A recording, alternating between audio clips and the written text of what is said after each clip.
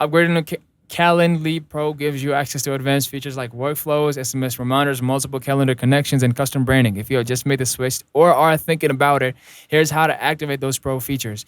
Start by logging into your Calendly account. In the top right corner, click on your account icon and go to billing. If you haven't already upgraded, or you can choose a pro plan here and complete your payment. Once you have it upgraded, you'll instantly unlock access to all premium tools. Now head to the event types section. You can now create advanced event types with features like custom confirmation pages, follow-up email workflows, and more integration options like including Stripe for payments and Zapier for automation.